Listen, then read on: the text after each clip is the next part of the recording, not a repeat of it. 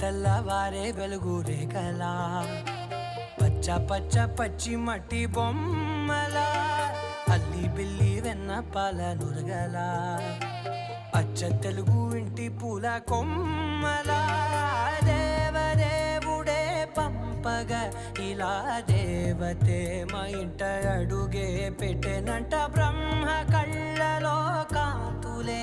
మా అమ్మలా మా కోసం మళ్ళీ లాలి పాడేనంట.